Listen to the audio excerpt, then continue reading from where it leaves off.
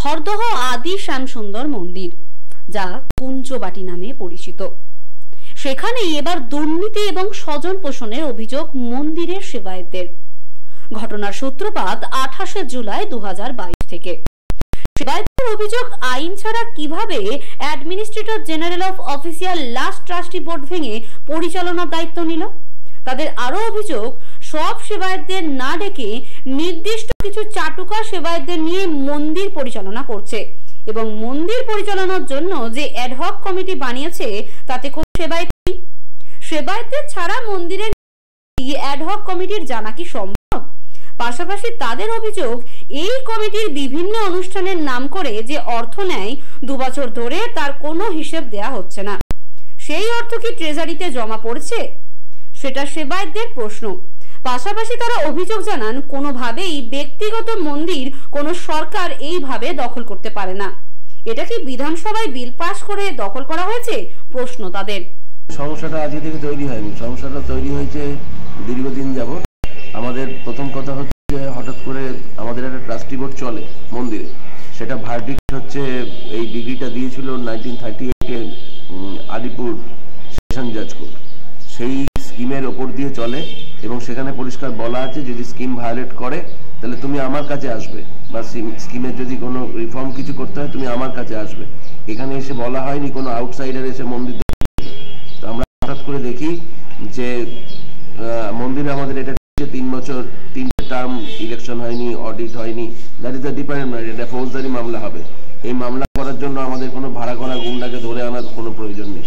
কিন্তু হঠাৎ করে আমরা দেখি এজিওটি নামক কোনো একটা পদের লোক, তিনি এসে মন্দিরটাকে দখল করে নেন, কোনো নোটিশ না করে একটা অর্ডার চিপকে দেন যে মন্দিরটা তিনি টেক ওভার করলেন। গভর্নমেন্ট যদি কোনো টেক ওভার করতে হয়, এবং অফিসিয়াল ট্রাস্টির যা আইন আছে, যা আমরা ঘেটে ঘুটে আগে অব্দি দেখেছি, তাতে যদি আমরা বলি আমরা অপারক, যে আমরা মন্দির চালাতে পারবো না, তাহলে উনি নিতে পারেন। 2 নম্বর, উনি নিতে পারেন যে ট্রাস্টি বোর্ড আছে, ট্রাস্টি বোর্ড বলবে আমি অপারক, উনি নিতে পারেন, বা হাইকোর্টের অর্ডার। এই 3টের মধ্যে কোনোটাই উনি নিয়ে আসেননি। সুতরাং আমরা ওনার যে নেওয়াটাকে, এটাকে আমরা কিছু সেবাই, আমি তো নই, আমি একজন সেবাই পুত্রমাত্র, কিছু সেবাই এটাকে রিট পিটিশন হিসেবে ফাইল করেছেন মহামান্য হাইকোর্টের কাছে। তা হাইকোর্টে মামলা পেন্ডিং আছে। দ্বিতীয় আরেকজন সেবাই মামলা করেছে বারাসাতে, সেখানে ইনজাংশন রয়েছে। ইনজাংশন থাকা সত্ত্বেও দেখতে পাচ্ছেন এখানে কনস্ট্রাকশন হচ্ছে এবং বিভিন্ন কনস্ট্রাকশন হচ্ছে, অথচ কোনো সেবাইদের মধ্যে কেউ যদি সামান্য একটা বাল্ব পাল্টাতে যায়, সেখানে বলা হচ্ছে ওপর মহলের অর্ডার। হু ইজ দ্য ওপর মহল? যেটা চ্যালেঞ্জ হয়ে আছে, এটা ঠিক কি ভুল, সেখানে আবার ওপর মহল কি? উনি একটা অ্যাডহক কমিটি করেছেন। অ্যাডহক কমিটিতে আমাদের মাননীয় চেয়ারম্যান আছেন, এসডিও সাহেব আছেন, আইসি আছেন। আমাদের সেবাইদের দেখবেন যে আপনি 40 জন সেবাই জোগাড় করতে গিয়ে আপনাদের অসুবিধা হবে। তার কারণ হচ্ছে বর্তমান জামানায় প্রত্যেককে রাজনৈতিক এবং প্রশাসন লোককে ভয় পায়। যেখানে ভয় পায় সেখানে আমার কি ভয় নেই?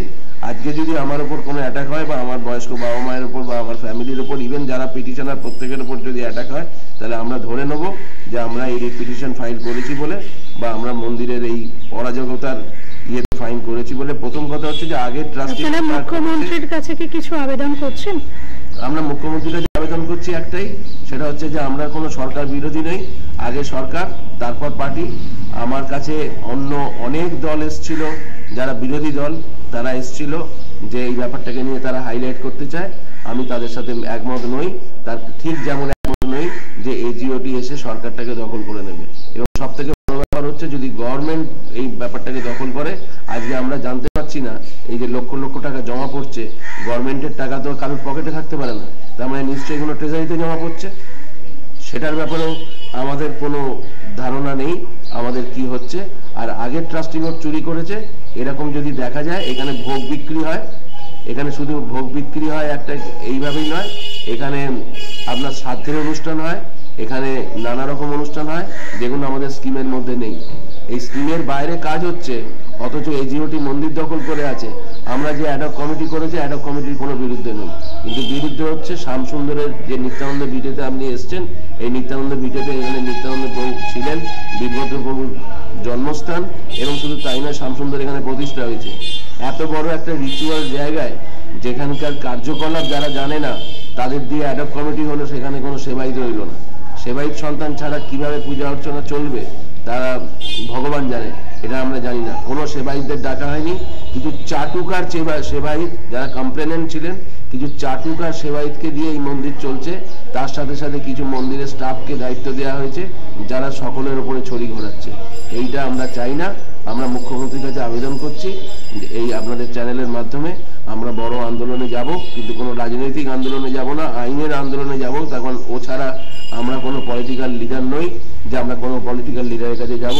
কোনো সময়তে কোনো পলিটিক্যালাইজেশন হবে না, এটুকুনি আমি অন্তত আমাদের যারা আমরা ঐক্যবদ্ধ হচ্ছি সেই ইয়ে থেকে অ্যাসিওর করছি।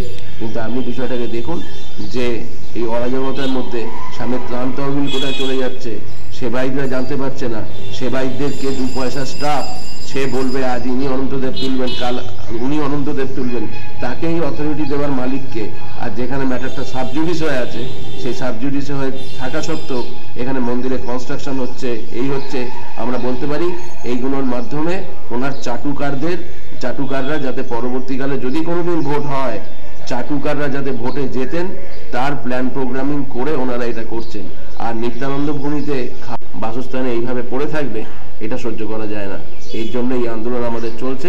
শুধু তাই নয়, আমাদের বৈষ্ণব সম্প্রদায় এই কুঞ্জবাটি একটা তীর্থের সমান, সেই জায়গাটাকে নিয়ে অরাজকতা চলছে। স্বামের মন্দিরের অরাজকতা যেমন একটা সময় মিডিয়া এসেছিল, আমরা মনে করেছি সেটাও যেমন অরাজকতা ছিল, এটাও অরাজকতা হয়েছে। শুধু তাই নয়, যাদের কমপ্লেনেন্টের ওপরে দাঁড়িয়ে এজিওটি এসছে, তাদের মধ্যে কেউ এমন ছিল যে তার ট্রাম, সে তখন ট্রাস্টি বোর্ডে, সে তার ট্রাম খতম না করে ছেড়ে পালিয়ে গেছিল। এবং সেই সময়তেও দেনা ছিল, ট্রাস্টির দেনা ছিল। কারণ এই ভোগ বিক্রি এটা হচ্ছে একটা চক্র। এই চক্রতে কোন বিল দেখানো হয়, কোন বিল দেখানো হয় না, তার কোনো ইয়ে নয়। এই চক্র তখনও চলতো। এই সামনের একটি মুদিখানা দোকান 3 কোটির নামে প্রচলিত ছিল, সেই দোকানে টাকা পেত, সেই টাকা মন্দির পেমেন্ট করেন। কিন্তু আজকে দাঁড়িয়ে লাস্ট ট্রাস্টি বোর্ডের যে দেনাদাররা রয়েছে তাদের কাউকে পেমেন্ট করা হচ্ছে না। আমরা লাস্ট ট্রাস্টি বোর্ড নয়, আমরা সব থেকে বড় কথা লাস্ট 40 বছরের অডিট আবার চাইছি।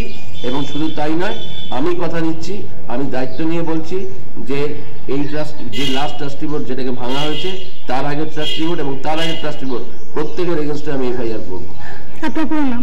আমার নাম সৌমিত্র মোহন গোস্বামী, আমার বাবা সৌমেন্দ্র মোহন গোস্বামী। উনি সেবায়িত, আমি সেবায়িত সন্তান হিসেবে আমার এইটুকুনি পাওয়ার আছে, অন্তত স্বামীর যেই ট্রাস্টিতে আসুক, আমার কোনো সেবায়িত আমার শত্রু নয়। যেই ট্রাস্টিতে আসুক, আমার সে মন্দিরের সেবা বা মন্দিরের দর্শন বন্ধ করতে পারবে না। ওনারা কিছু লোক যেমন ভয়তে পালিয়ে গেছিল, আমি পালানোর ছেলে নই, আর পালাবো না। Bureau report, channel 10।